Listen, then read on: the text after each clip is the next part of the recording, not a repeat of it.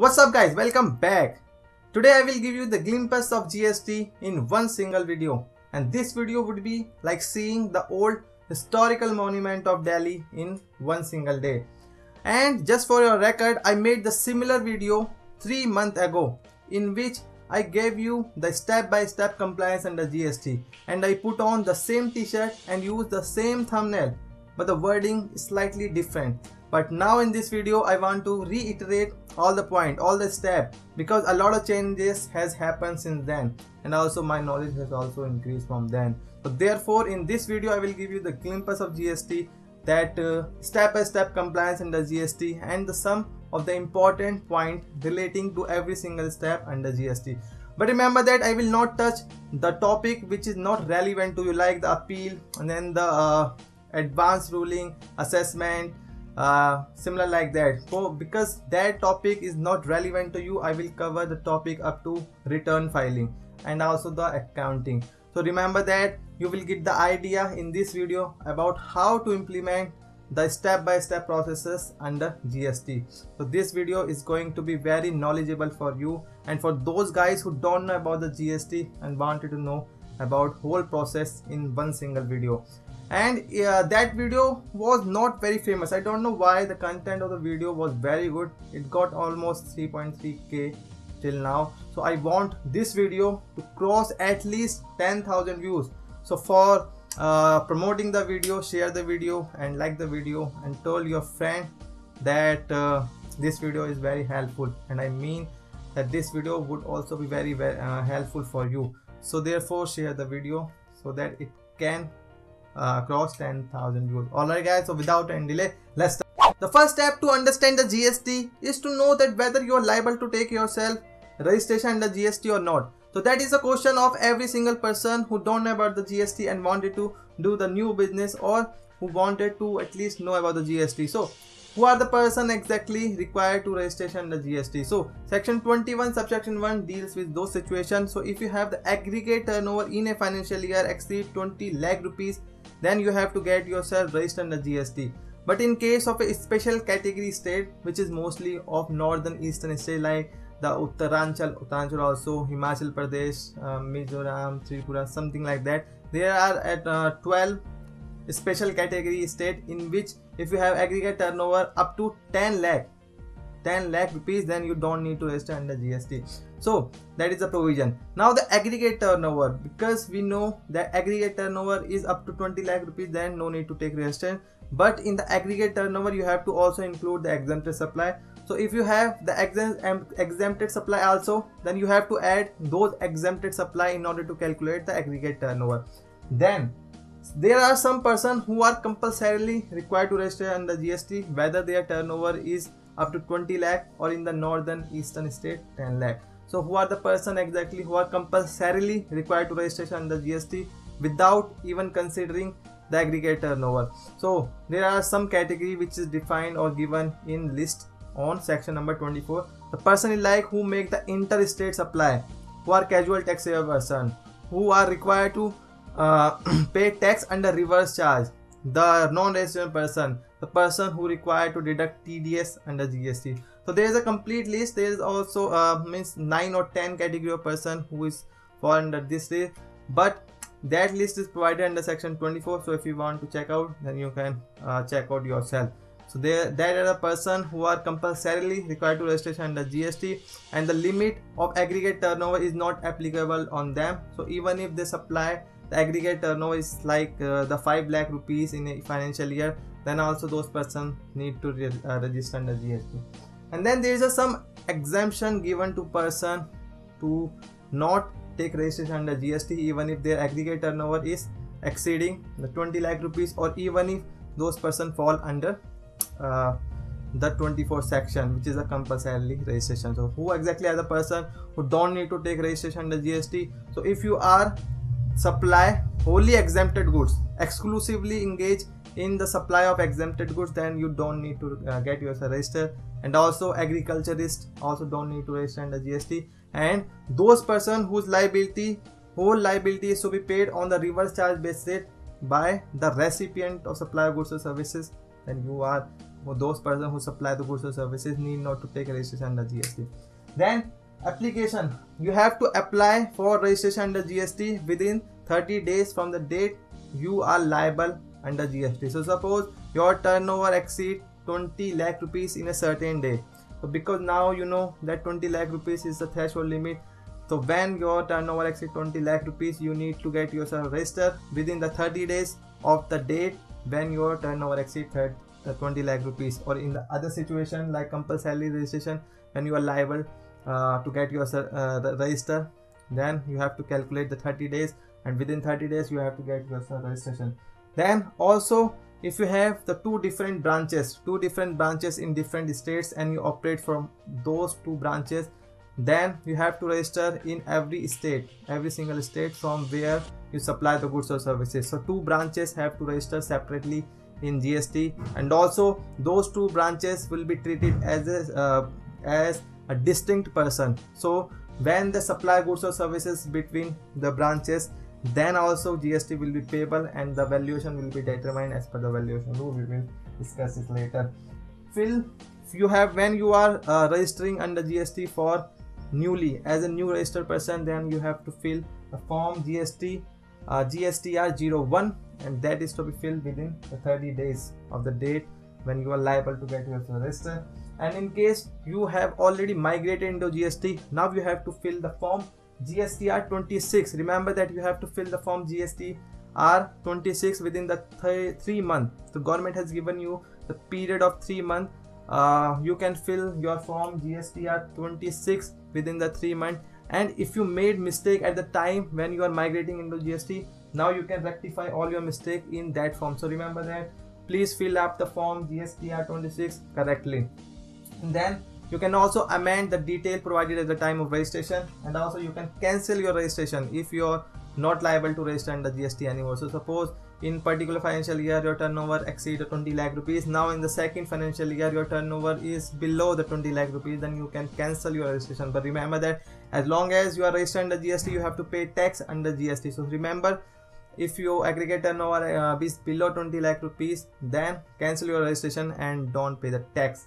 And remember that you can also cancel the you can also amend the detail provided at the time of registration, provided that in case of a core field, like the changing of the PAN number, that is a core field, and there's 2-3 things which is defined as a core field. If the changes in that field required, then there is a process that the commissioner or some kind of proper officer will verify the detail, and then also the amendment will be there. But if that is a non-core field, like the changing of phone number, changing of the person, detailing something like that, then it will automatically be approved.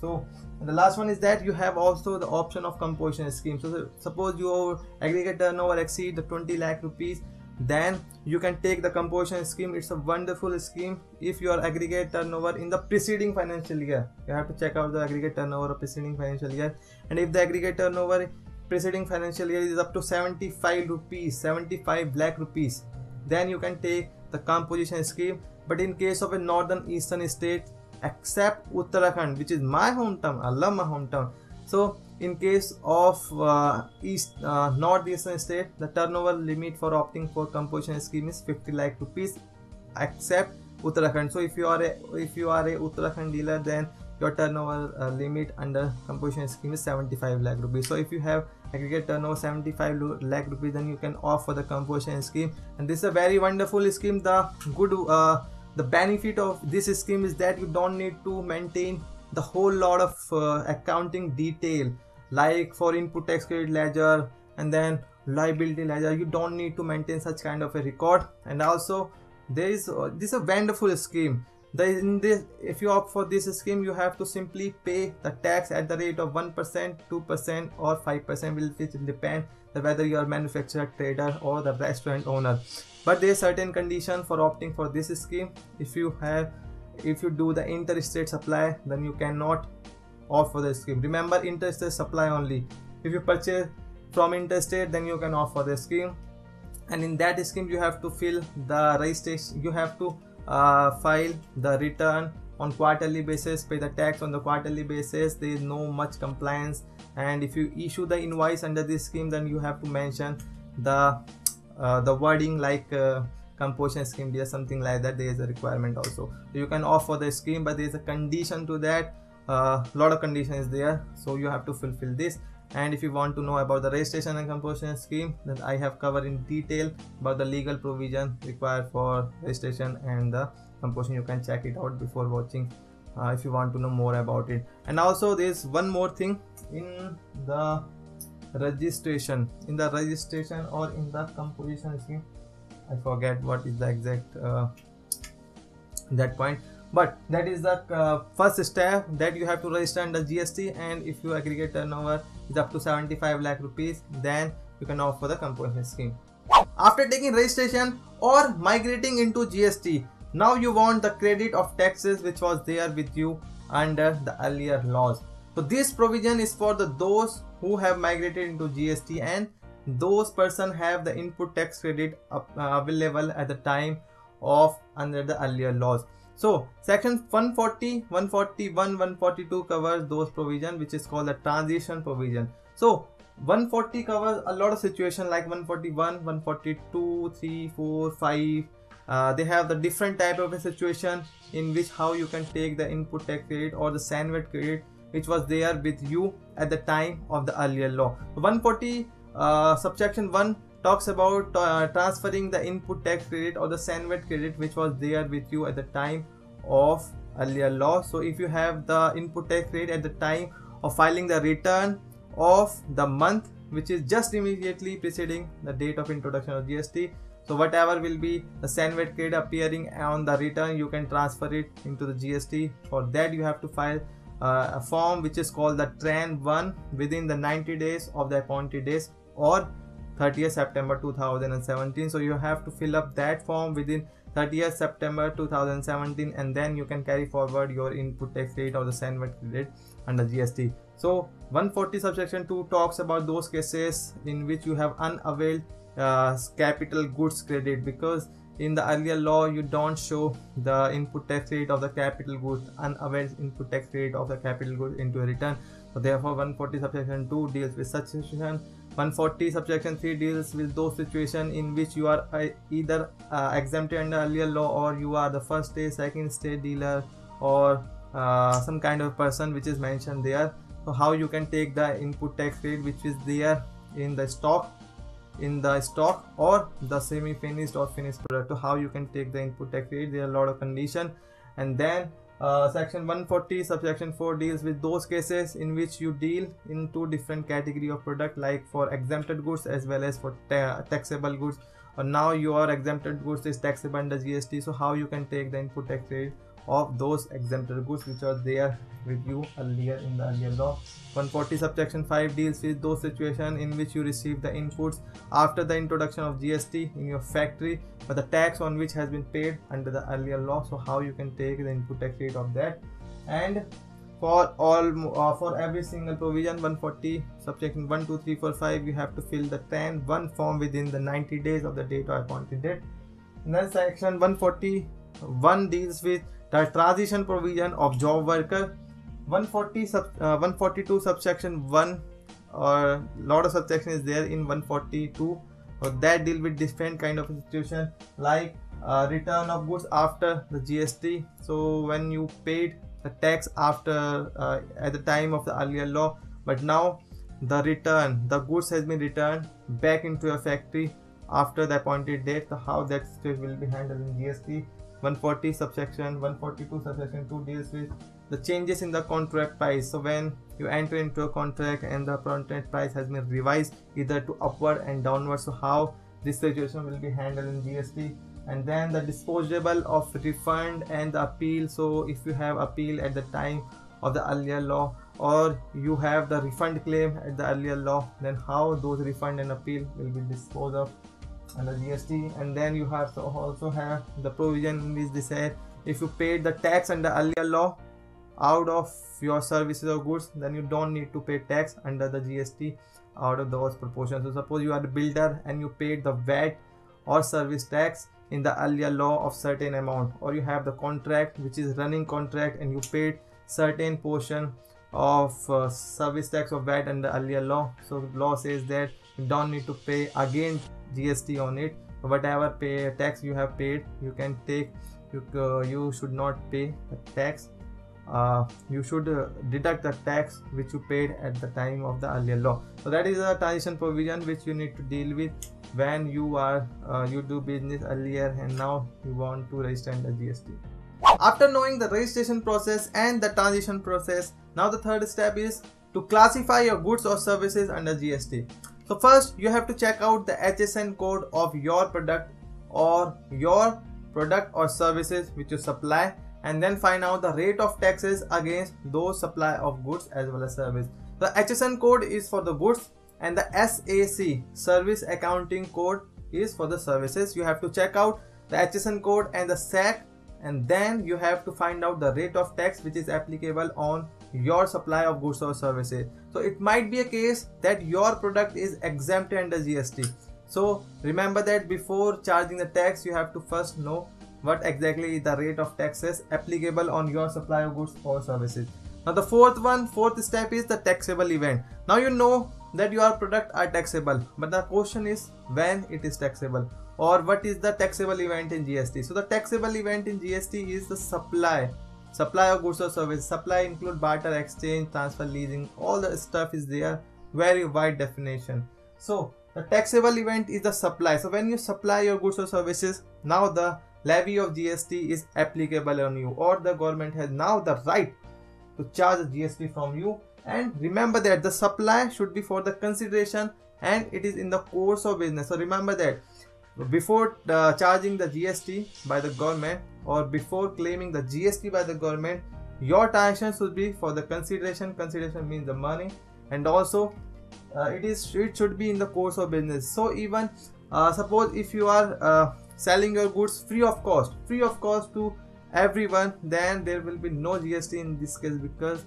that will be without consideration. But remember that the consideration has the definition, the GST. So if you are wholly, means consideration can be in form of money or otherwise. Or suppose you sell something to someone free of cost, but that person is doing something to you, is doing something for you, so that will also be consideration. Remember that it's not like that when you give the free of cost goods to someone that it will not be considered as, it is considered as free of cost. The free of cost is nothing in the business. I know that no one do anything free of cost. I'm making the video because it helped me in future to get the revenue out of it. Therefore remember that there should be consideration for charging the tax, and also should be in the course of business. And there might be some cases like the charitable organization who do the business out of for not for the profit, they are just helping the society. So in that case we can say that it is without consideration, and it should be in the course of business. Remember that. So some person, suppose I am the person, or I am supplying something to you and it is not in the course of business, then also that activity will not be taxable in the GST. So suppose, oh sorry, I will take you later, because that will be case of a reverse charge, or I should give you the idea. So in the GST ki masterclass, some person asked that a simple person, a common person went to a shopkeeper who is a gold jeweler and sell the gold, then whether that gold jewelers need to pay reverse charge in this case. So the answer is no, because that person who are just a common person is not doing the business here. It's the transaction is not in the business, so therefore the gold owner or the gold jeweler don't need to pay the GST in the reverse charge.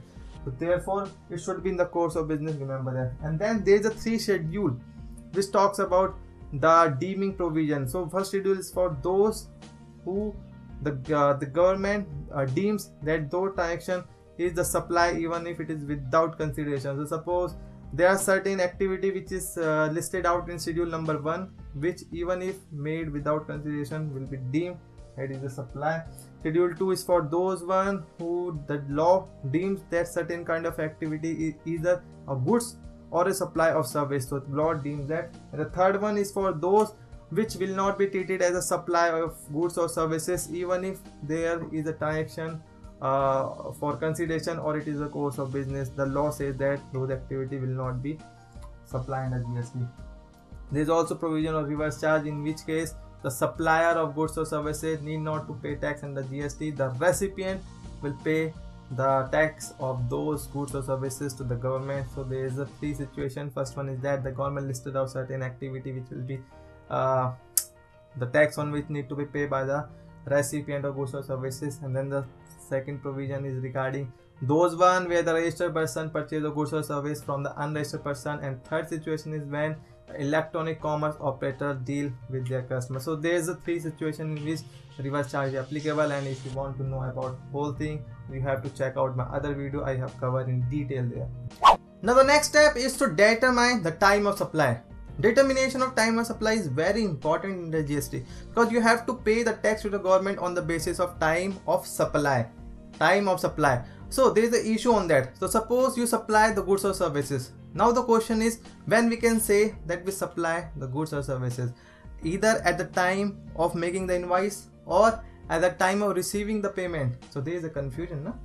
So therefore time of supply is very important. So you have to add up all the time of supply made during your month, and then add all those time of supply, all those value of goods or services which supplied on the basis of time of supply, and then make the payment to the next month. So therefore it is very important to determine correctly the time of supply, and if you don't determine the time of supply correctly, then you have to pay interest on that because you delay the payment to the government. So therefore the government will charge you the interest also. So the provision relating to the time of supply is given under section 12, 13 and the 14. So section 12 subsection 2 deals with the time of supply of goods, section 13 subsection 2 deals with the time of supply of service, and section 14 deals with the time of supply in case there is a change in the rate of tax.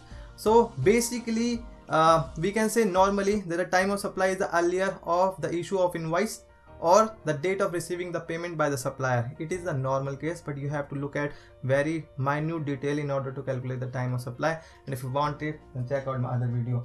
And section number 14, which deals with the time of supply in case there is a change of rate. So it is very important to determine time of supply in case there is a change in the rate of tax. So suppose the change in rate of tax is with effect from 8th August, and before 8th August the time of the rate was tax was something different, and now the rate has changed or reduced or increased the rate of change.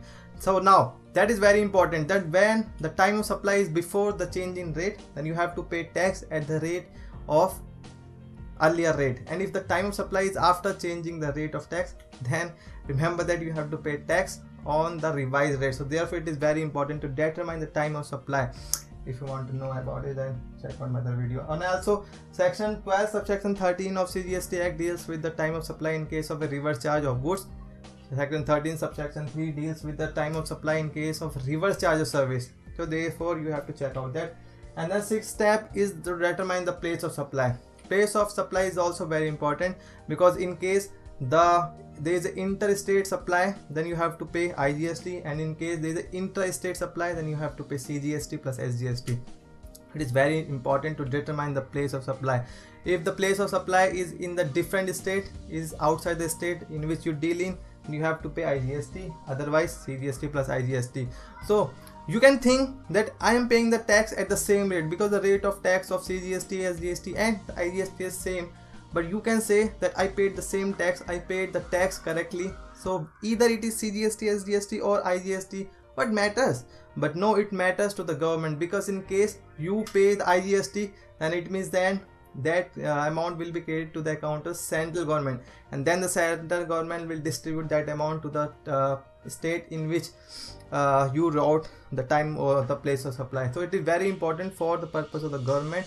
So in case you mistakenly paid the different tax, instead of CGST, SGST, you paid the IGST, then you have to first pay the correct tax, and then you have to check, you have to get the refund. So therefore it is very important to determine the place of supply. Also you have to mention the place of supply in every single invoice which you cut out. Then section 10 of IGST Act, not the CGST, IGST Act deal with the place of supply of goods, and section 12 of IGST Act deal with the place of supply of service if both thing is within the India. So basically the time of supply, the place of supply of goods is divided into three categories. The first one is that when there is a movement of goods, the place of supply will be where the movement of goods terminate for delivery to the recipient. And then the second situation where the bill to ship to concept, where the third person is sending that goods to the other premises on the direction of the third person. So place of supply in that case will be the principal place of business of the third person. So I am Delhi, I am from Delhi, and the supplier suppose is in Uttarakhand, and the consignee you can say is in the different state. So when I am ordering to the supplier that please deliver the goods to the another person's premises, then it is then in that case the place of supply will be the principal place of business of the third person, which is me right here in Delhi. So remember that you have to check out from that angle, and if there is no movement of goods, then the place of supply will be where you deliver the goods to the hand of the person. So these are three things, and if you want to know about it, then check out my other video. And then the place of supply of services is very there are a lot of situation of place of supply of services. In the defaulted case,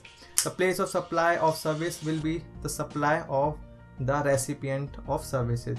So if the recipient of service is registered, then the place of supply would be the place of principal place of business of recipient of service.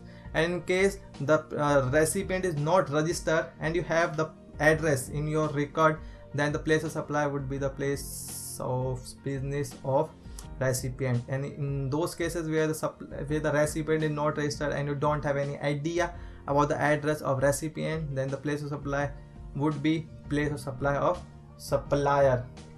That is a default rule, but in a lot of situations there is a situation mentioned in section 12 subsection 3. Lot of situation the place of supply will be determined accordingly, like in case of a immovable property services in relation to immovable property, the place of supply would be where the immovable property is located. And there is a lot of services like the beauty treatment, then the heart operation, and cultural event, telecommunication, transport service, banking service. There are a lot of services in which the place of supply is different.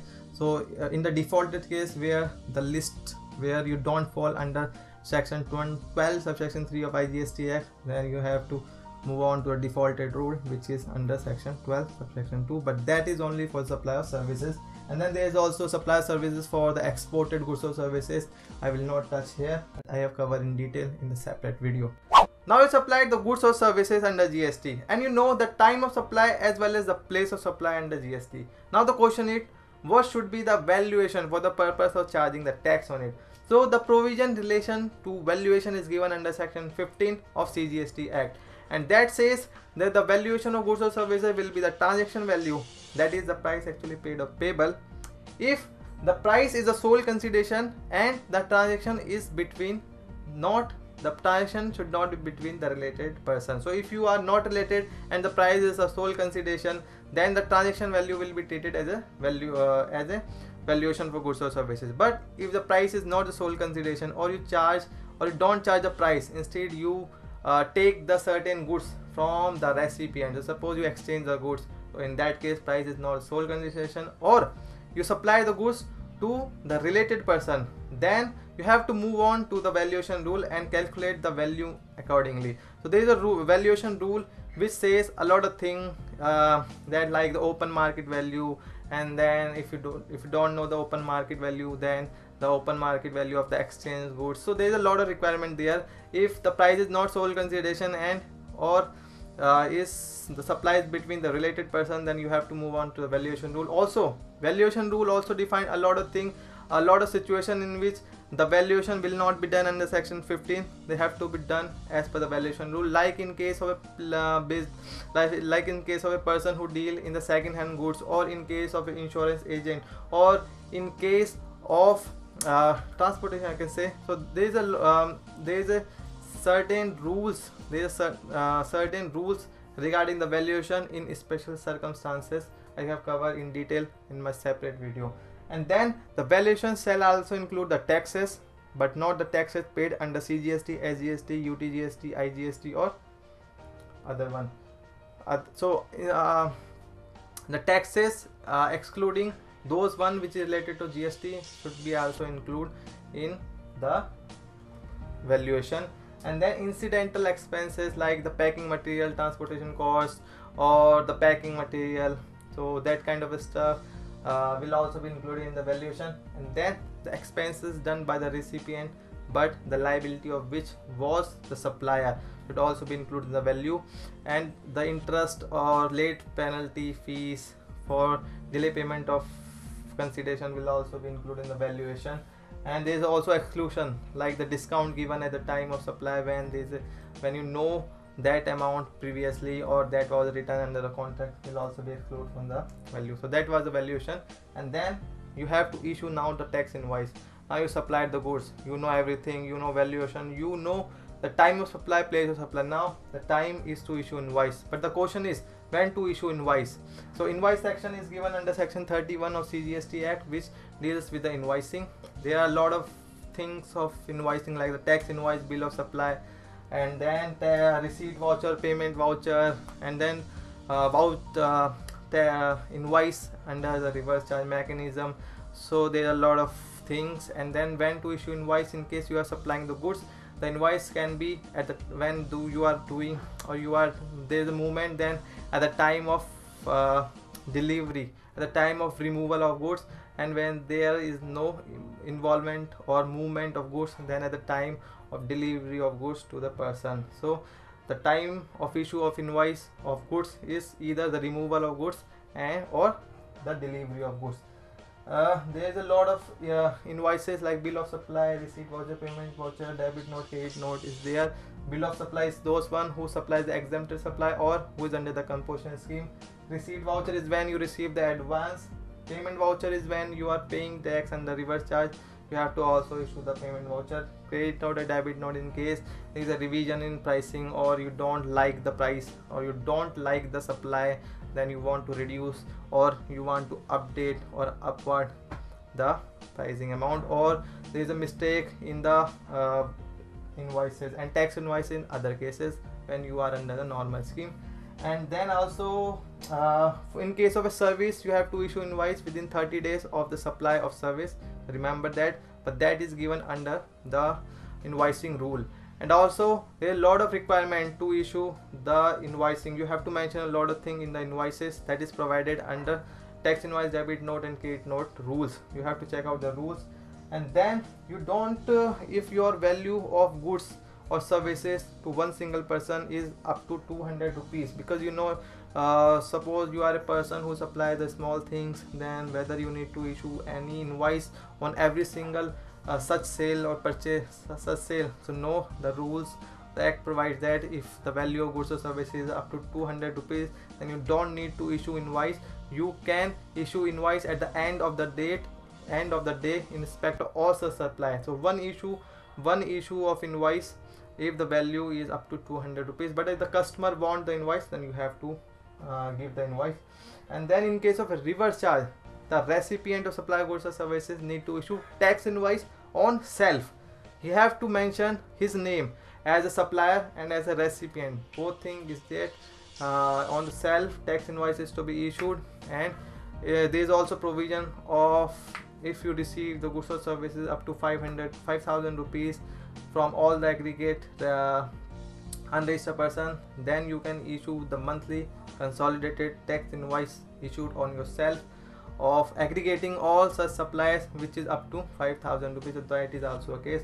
So that is step number 7 and step number 8. Now the next step is to take the input tax credit. So now the question is, what exactly is the input tax credit? So you know under GST that you pay the tax or the GST at the time of purchase of inputs. So when you pay the tax at the time of purchase of inputs, then you can take the credit of those one. But section number 16 deals with the input tax credit, and it says you can take the input tax credit if certain conditions satisfied. So there are 4 conditions. First one is that you should have the document. So the tax invoice or like the shipping bill, bill of entry, or there are certain documents listed in the input tax credit rule. So on the basis of that document you can take the input tax credit. And then second one is that you should receive your goods or services into your place of business. Third one is that the person should pay the tax on the invoice. The person should pay the tax. Fourth one is that the person should file the return. So third point is that the person shall pay the tax in respect of those supply. So that is a burden, means because suppose I want to take the credit, so it means that those person who are supplying the goods or service to me should have paid the tax, then only I can take the input tax credit. That is I think means in the GST regime, the person should first have to pay tax, then only those person who are receiving the goods or services can take the input tax credit, and those person also need to file the return in order to take input tax credit by me. So that is you can say a condition which is a lot of people are just not accepting it, because in that case the person who are supplying the goods or services first have to pay the tax.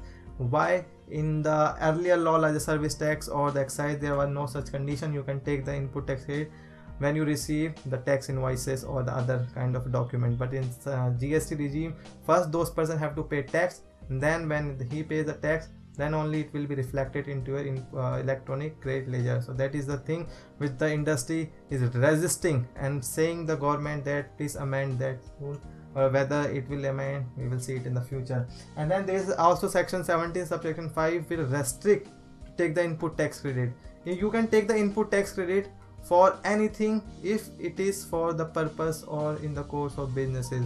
So under service tax or excise there was a certain requirement said that you can take the input tax credit on those items, but in the GST regime you can take the input tax credit on any item as long as it is in the course of furtherance of businesses. But there is a section 17 subsection 5 which deals with a negative list of input tax credit, and the list is like the motor vehicle, but in case you are supplying the transport services or transportation goods, or for imparting the training to by using that motor vehicle, then you can take the input tax credit on those motor vehicle.